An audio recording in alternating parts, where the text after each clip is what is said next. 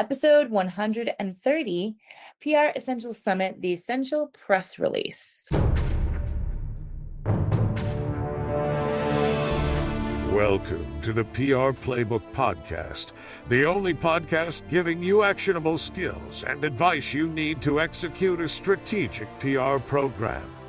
Warning: what you hear next may lead to brand awareness and increased sales and customer exposure. Now here's your host, Rinjini Joshua.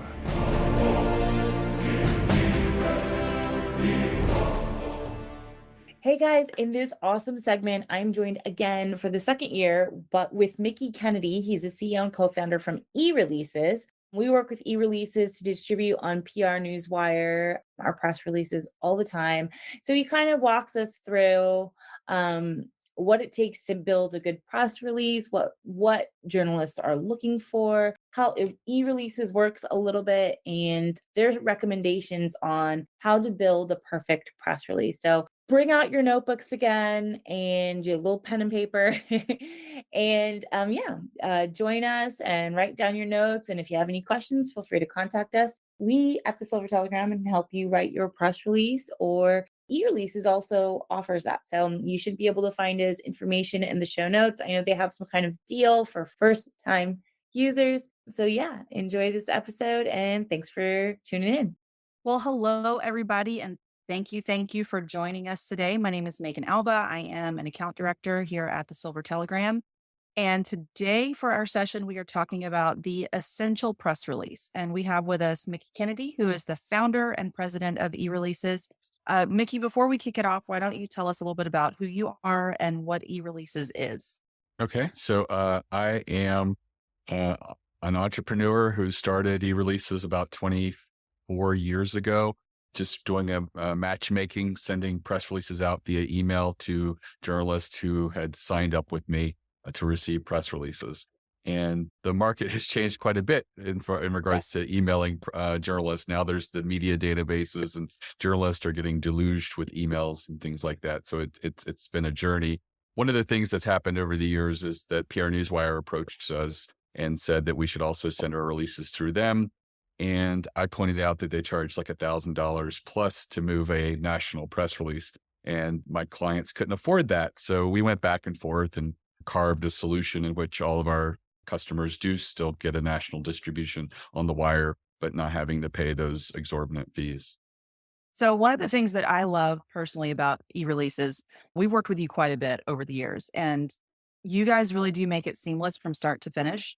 So as someone who is a professional who had written press releases before and sent them out, you have not only made the process much easier, you've helped me to think in new ways about how to use press releases in the overarching storyline. So that's one of the reasons I'm so excited to have you on here today, because I think you have just a lot of amazing insights and honestly, a lot of amazing resources on the eReleases website.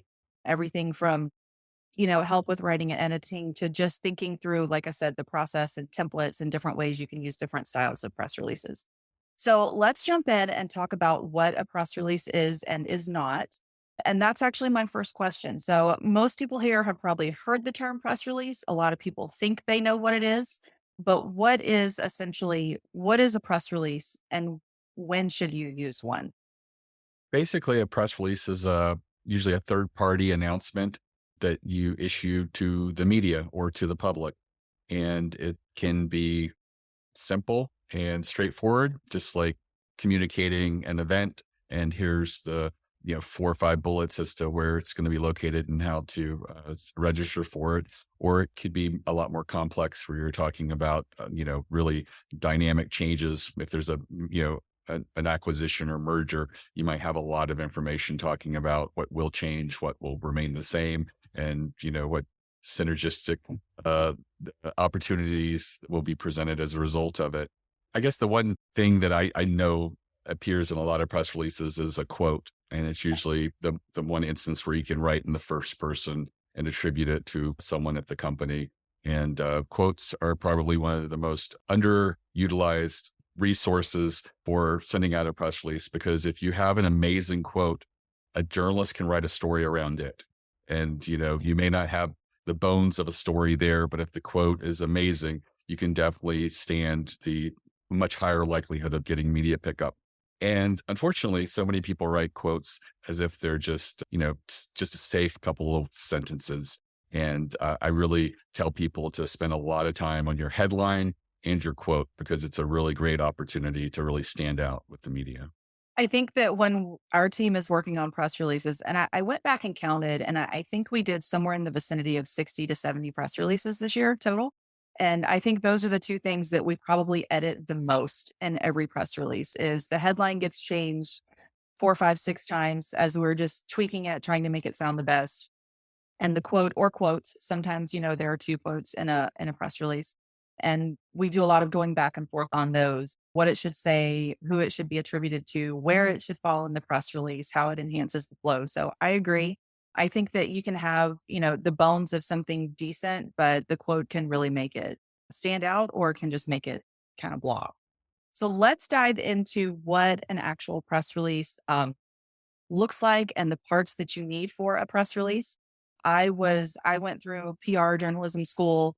And so I was taught the old school, news headline. And that's pretty much how press releases are now. And I think that for some people that can be confusing because it's very different than what some people think. Because the idea is just to kind of blurt the information out to start with.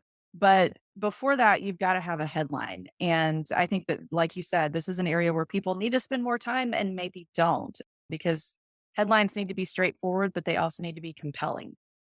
So do you have Right. any hints for how to get a good headline going? Right. So, uh, a really good headline can come across as being boring, and that's okay. I get clients who will take New York Post style pun headlines, and there's no context in that quip of what is being announced. And a busy journalist who's streaming headlines of stuff on the wire, are less likely, I think, to click through if they can't contextually understand that this is going to apply to the industry that they write about. And so I would say, uh, you know, your company name is really a great way to sort of anchor yourself in the headline, announces, and then what it is that you're announcing. It doesn't have to be a very sexy headline, but it does have to convey the most important parts of what it is that you're announcing. Do you find that there's a shorter headlines, longer headlines? Do you find that there's a certain length that works, or is it just whatever conveys the information? Because I know Right. we're also up against the challenge of how much fits in the email subject line. I find that small headlines tend to not click through as much as mid-sized and longer ones. Longer ones don't necessarily do better, but the really short ones don't generally do very well. There is also the opportunity for a subhead on the wire. And I feel like if you have either something that is subheadline worthy, use it. But if it's going to just you're using it because it's available, I would say don't bother using it. But it is an instance where if you have something that's really important that you didn't get in the initial headline, you can certainly put it in the subhead. I would say that we utilize subheads at least 80% of the time, I've found.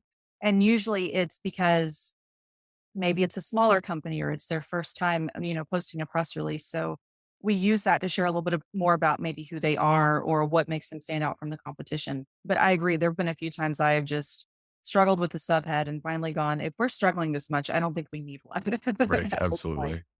Okay, so let's jump into there's really 5 key areas of a press release. I'm going to call them out and then we'll go back through them one by one. We've already talked about the headline. The rest of it is the intro, the body, supporting information, and then obviously a call to action. So let's talk about the introduction. As I said earlier, I was always taught you get right to the point with the introduction. So what makes for a good intro and about how long should that be?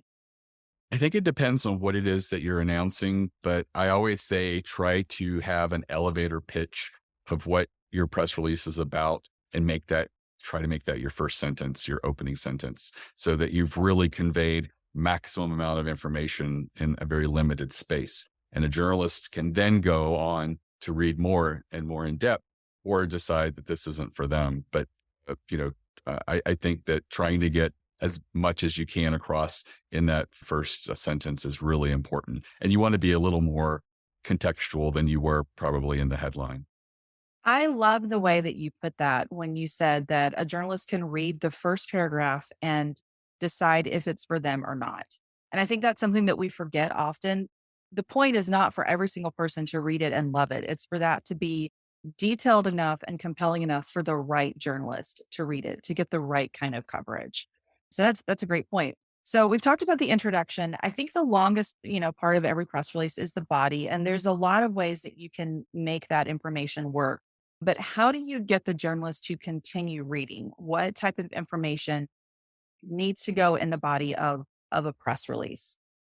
I think that you want to support what you've said in the intro and elaborate on that. So if you're announcing, for example, a new product, then you would want to elaborate on some of the features. And also, I would advise people to incorporate use studies. Everybody who has a new product has had people use it.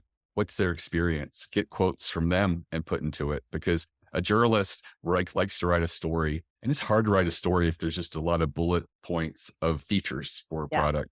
But if someone achieved a certain result testing your product, and they're indicated in there as supporting evidence, and then you have a quote by them, that really lends itself to an article format. So, try to make the journalist job as easy as possible to build stories, because they're always working the story art. They have enough work to do already. And I know we work with media all the time. And so anything that we can do, like you said, to make it easier, providing those data points and things. I know you talked about a product release.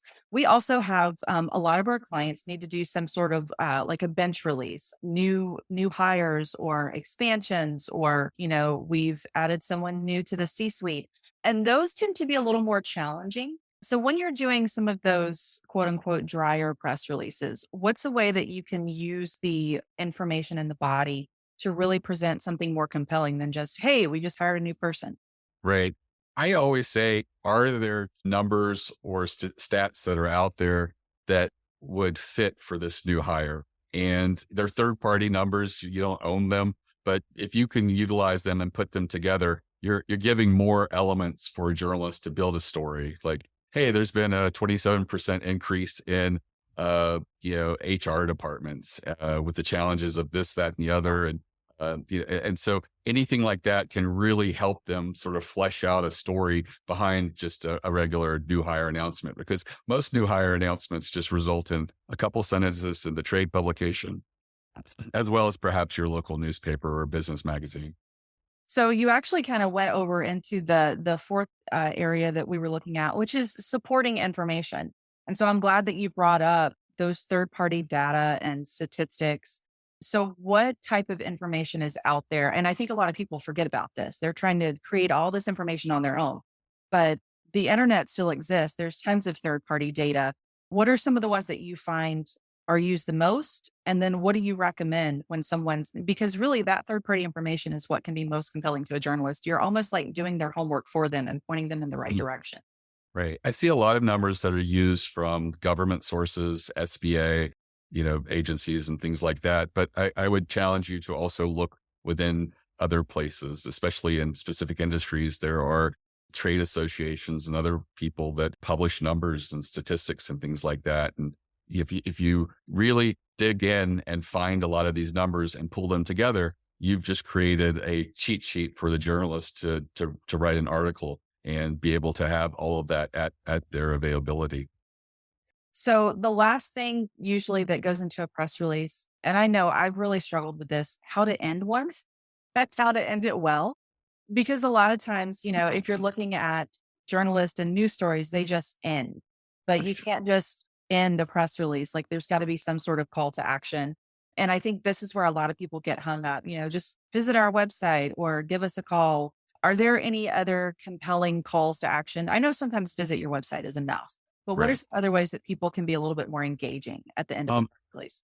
is there a white paper or a resource that you have that is related to this? If so, you can provide that. I am surprised at the number of times that that's actually been included in an article where they actually left what is basically a lead gen in the article. It doesn't happen all the time, especially like the New York Times and the big publications. but sometimes they will. So if you have a resource that fits with the announcement, you could lead into that. I also think that anything that provides more information, if there's a page on your website, that's a great resource. One of the ways in which I have found that you can get the New York Times to link to you, at least online, is to have a strong resource page. So when my clients do surveys or studies, they'll often build out a page where they put all of the data points from that survey and study. Because of course, the press release is going to focus on two or three of the questions that were the most tantalizing or interesting and why they probably skewed that way. But you may have asked 16 questions. So you put all the results on that page, and you can also put some additional quotes and some additional data points and information. Surprisingly, those do sometimes get included in the articles, and that's a link to your website. And I've seen the New York Times actually do it after telling people that they don't. So if that page is a valuable enough resource, the media will often include a link to it, or there's the potential for that. And so I do advise people to build out resource pages on their website when they're doing a survey or study, to build out a page that's all about that specific survey or study. That's great. That's really helpful. And I know that we always, have a good press kit pulled together for our clients, but that is a very easy thing to add to your digital press kit, another page with a link with all that information. So that's really good. So that's kind of the anatomy of the press release as a whole. But I want to talk about, I have some other questions too. We have some audience questions coming in. I want to talk about as well what happens after the press release goes out. And a lot of times with some of our newer clients, we'll say, yes, it's going to go on the wire. And they ask, well, what does that mean? You've spent all this time writing a press release, but what are you actually doing with it? Is the next step. So can you talk a little bit about when you, like you said earlier, you guys work with Cision, and can you share a little bit about what it means to put something out on the wire and kind of what to expect from that distribution? Right. So the wire is a amalgam of these releases that are available for journalists. Most journalists have a login, so it's web based. There are probably still some data feeds going directly into intranets, but most of it is through a browser. The great thing about having journalist access is they can really define what they're looking at. So someone may cover fashion, but they don't cover like ready to wear. And so they can actually set up expressions in there of exclude these phrases, any press releases that mention these phrases, or make sure you include them if they say certain things. So it makes it very tailored to the beat of each particular journalist. They can always just look by feed, but I find that most journalists really do like to hone in on the types of releases that are specific to them. And so it's something that's available to them. It's not their inbox where they're going to potentially have to have touched your release at some point, even if it's to throw it in the trash. But it is a place that I feel a lot of journalists go to when they're looking for a story and considering, what's going on in their industry or in their beat.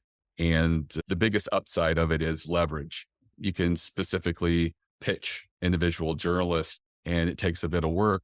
And, the acceptance rate is what it is. So, we had one client early in the pandemic that got over 150 articles from one press release. And I included the Wall Street Journal, Washington Post, and all these places. And none of it required any pitching. If it had been pitched individually, it would have taken months to probably have reached as many publications as actually picked it up. So that's the real upside of something. If it's extremely newsworthy and very timely, you can get lots of media pickup just by being available to that pool of media and journalists. And I think that's where too, I know that when we send out through e-releases, you all have targets, and that's really helpful, is helping to define those targets.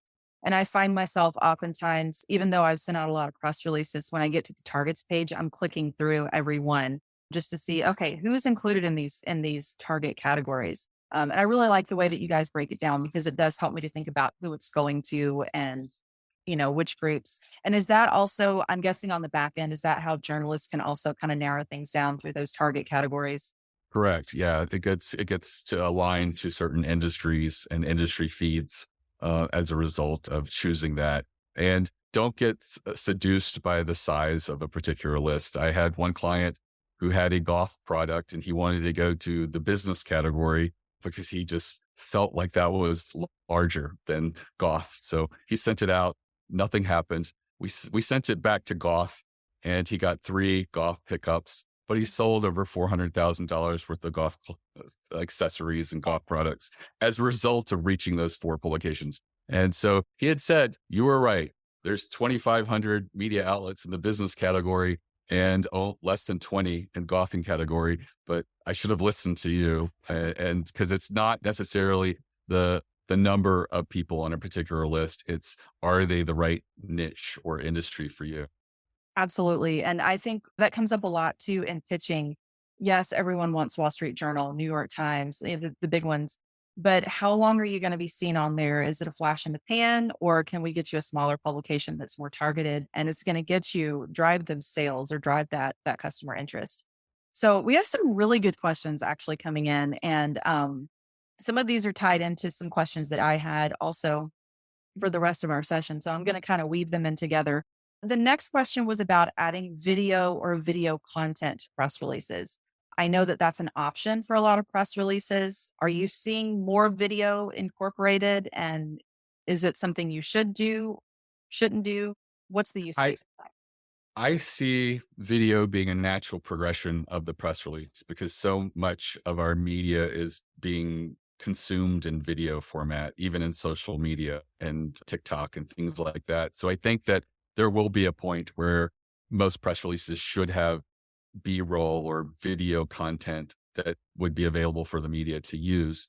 That being said, I'm not seeing a lot of it being used today. I see some of our clients who do have supporting videos on YouTube that they link into their press release. It can help for journalists. It can also help for consumers who come across that link. I don't see a lot of the journalists putting that YouTube link in Right. the actual article that they're reporting on. So I think that right now it might be a little too early or premature, but I do think that it's where we're headed. And I think it makes sense that if you're releasing a product and it's has a very specific audience, and there are people in, for example, on TikTok who cover your industry, they would want the video rather than a lot of photo stills and things like that. So I think that we are headed in that direction. And that was actually going to be, that was a question here on one of my next questions was, what makes for good video, and can you use social media video like TikTok and Instagram Reels?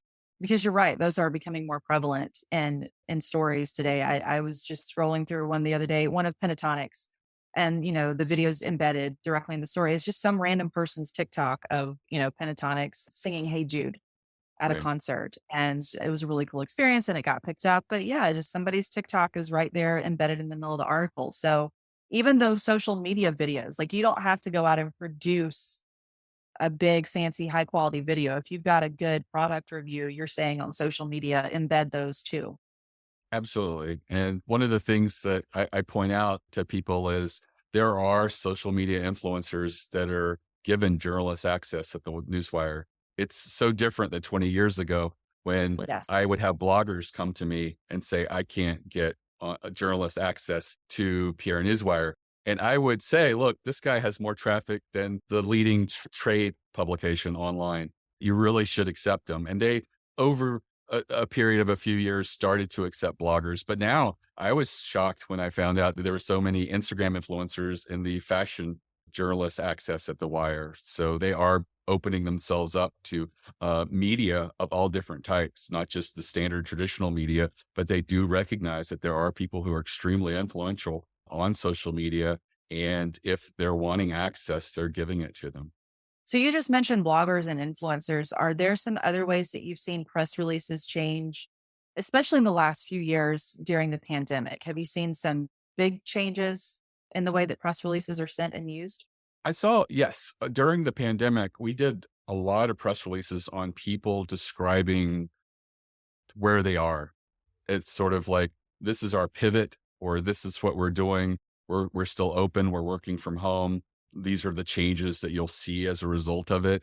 And so there was a lot of people using that almost like crisis communication to Yeah. get out to their industry and to their potentially to their customers and communicate that this is how to work with them. And it seemed to have worked for a lot of people, being able to get that out there and having it in a press release format that they could also email directly to their clients or their leads as well. Yeah. And I think that people sometimes maybe forget that. Just because you put it out on the wire doesn't mean that you can't email it and send it, to other people. You can have your own pitching list or media outreach list, send it to friends and family. Absolutely. It doesn't hurt to do a multi-pronged approach. So you mentioned how they've changed in the pandemic, and you mentioned that you think video is going to be coming in a little bit more. How do you think that press releases are going to continue to evolve over the next few years in post-pandemic society, and especially as the metaverse comes into play with all this? Right. I think that as people are changing how they consume content, I think that the press release is going to evolve to fit that. And I think that, as I mentioned, I think video is going to play a part in it. I've already seen like a lot of people incorporating infographics and things like that to support their press releases. So I feel like we're becoming more visual. And I feel like if you are doing a press release, and you're given the opportunity to include images, definitely try to do that. And rather than a logo, I would recommend something that, has more action to it. And it doesn't have to be an extremely professional shot of your product. It could be, the product in an actual office being used or something like that. I feel like the ones that are more candid actually work better than the overproduced types of photos and publication things that you do. And because the media is migrating online, when someone's looking at a story and they're considering yours and someone else's, but yours has photos, they're going to be more likely to go with the story with you than the other person because you have that visual that they know that their audience is going to appreciate. And it allows them to have some visual stimulation for readers that will eventually read that article. Because a picture is worth 1,000 words. Absolutely. The old saying is absolutely true. And you don't want to put 1,000 words in a press release. I know that for sure. So let's actually talk about that because we haven't addressed that. What is a good length for a press release? Because more is not always better. I think the magic length is around 400, 450 words. But that being said, I understand why people will include more. And if you have a really great boilerplate that's just chock full of information at the end, I could see it being 500 to maybe 550 words as well.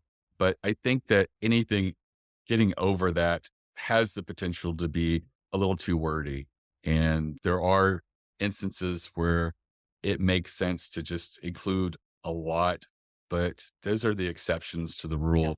And everybody feels that they're the exception to the rule. But I would challenge people who are sitting on a 700-word press release. Is there a way you could make it 500 words? And especially with the first third or half of the press release, try to make it as tight and concise as possible. And probably, I'm guessing after having chatted with you a little bit here, in those cases, you might see that they're underutilizing those supplemental resources like the press kit, the resources page that you mentioned earlier, video or photography. They're trying to cram it all in instead of creating a more dynamic experience. Right. And you got to think sometimes I have people who try to load several different story ideas in one press release Yes. and they feel like they're saving money by combining them into one press release. But what you've done is you've muddled the communication and what the goal of reading it is. And you're less likely to get media pickup rather than getting double the amount of media pickup. That's actually a really good point. So yeah, press releases should be fairly narrowed and tailored, like you said. Do you ever find a use case where it's okay to have more than maybe two storylines? I know we've occasionally done, here's the main point and here's this, the supplemental secondary point.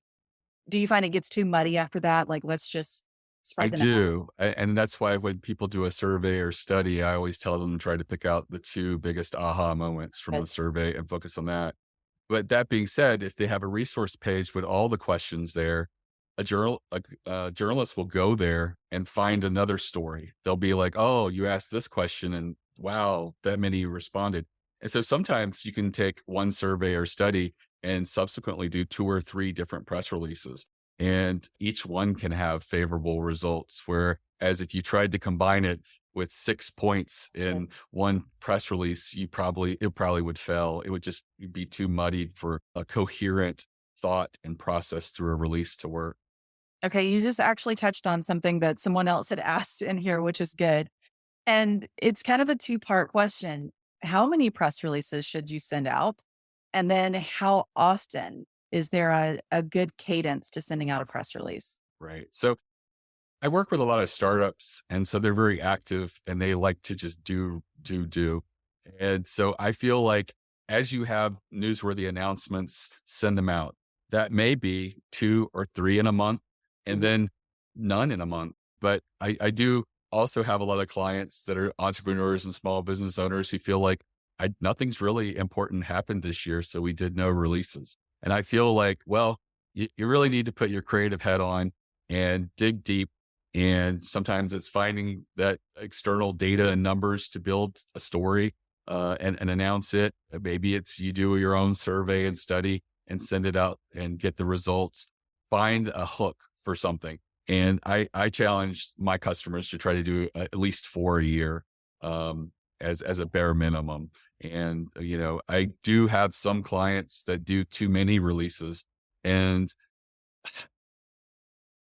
I also have clients that do the same amount, and I feel it's not too many. And I think it's because the clients that I feel are doing too many aren't really announcing something strategic or newsworthy, and they're not making the announcement strategic or newsworthy.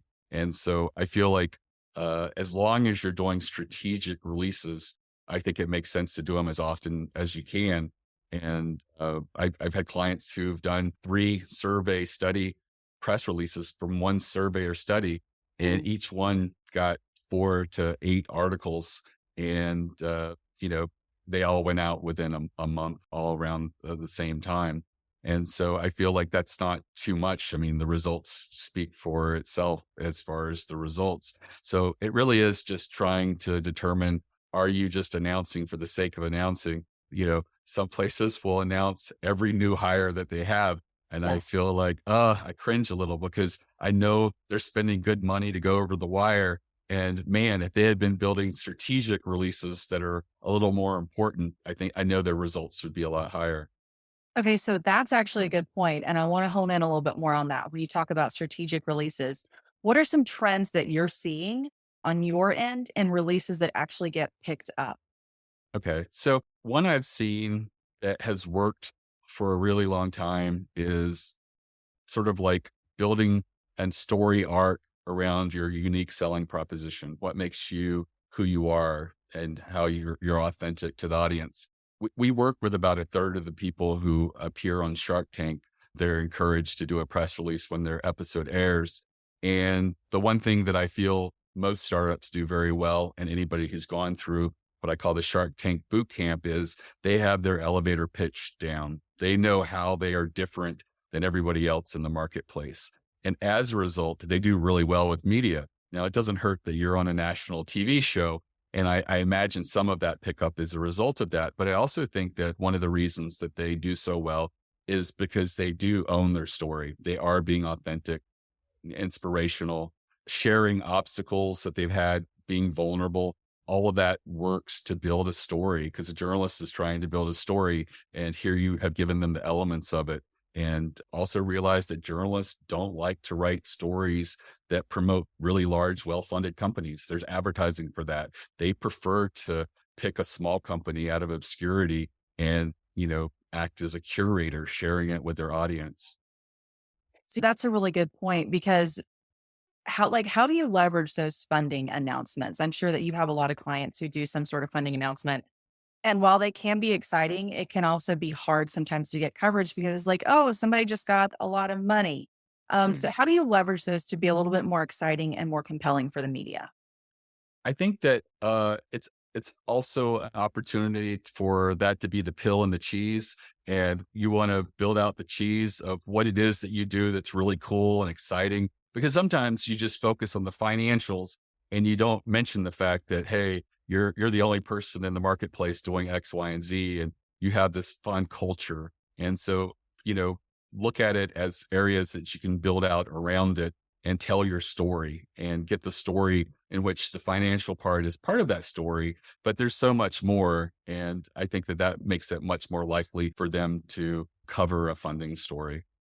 Do you think that for a lot of companies, um, I know that sometimes it's easy to say, we're going to put out 4 press releases this year, but you don't really think about what that's going to be. And I know one of the recommendations on your website is think about your overarching storyline. So how can you make a press release part of your overall PR and marketing strategy for the year? How do you work those in there instead of just waiting for, oh, we're just going to do a product release? Sure.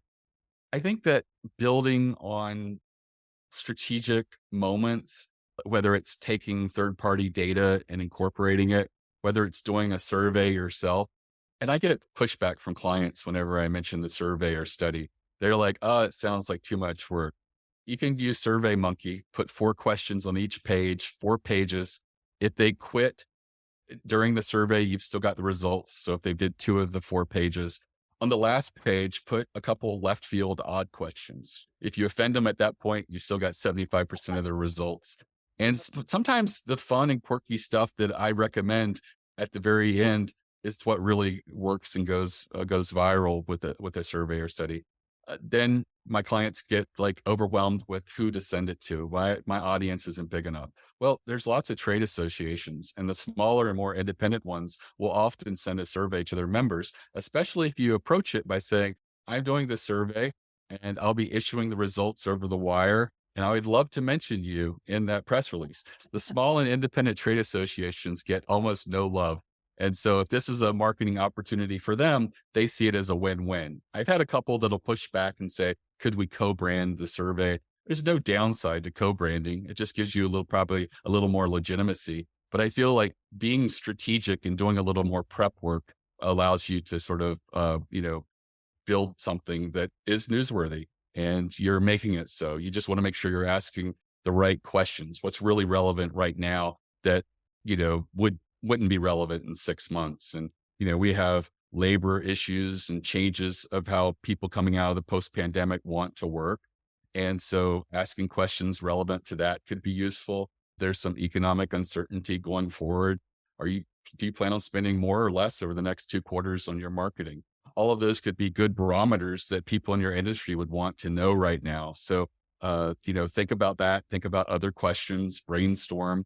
What are some wishes that you have? Sometimes what is it that you talk about at trade shows? Sometimes people talk around the water cooler of like, have you found that it's almost impossible to collect within 60 days now? Everybody's just slow paying. And so that has the potential for being a story as well, because sometimes in your industry, the trades aren't really covering what's trending. And yet, when you get together and talk about things, those are potential opportunities for story ideas. I love that. I love the idea of going outside the box. And really at that point, you're finding the story for the reporter. Right. You're saying, hey, this is something that's going on that you may not know about. Let's talk about it. I love that. I feel like I should have taken notes on the session because I feel like I learned a whole lot just from chatting with you. So real quick, if someone wants to get in touch with you, we'll put up your information as well. But it is ereleases.com. And you guys provide like I said, a ton of free information as well on your website. We always love working with you. Mickie, thank you so much. This has been amazing. I think we've got a ton of information. Sure, the replay that people are going to find very, very valuable. I do want to pitch one thing. Right. I do try to get my clients to do more strategic types of releases. So I put together a free masterclass for them. It's less than an hour, and I'd love to make it available to you or anybody who wants to learn about doing more strategic types of press releases. And it's available at ereleases.com/plan, PLAN. And it's completely free. It's less than an hour long video, but I feel like anybody that goes through that as an audit of their business should walk away with 6 to 8 story ideas that they could do that would be much more strategic and have a higher likelihood of media pickup. I love it. That is fantastic. Thank you. We are going to share that resource. Again, this has been amazing. I love it. Like I said, I feel like I should have taken notes on this. So this is what I personally am going to go back and re-listen to because you had a lot of good nuggets in there. Thank you again. It's always a pleasure having you on, and we'll be back in a few minutes for the next session. Sounds good. Thank you.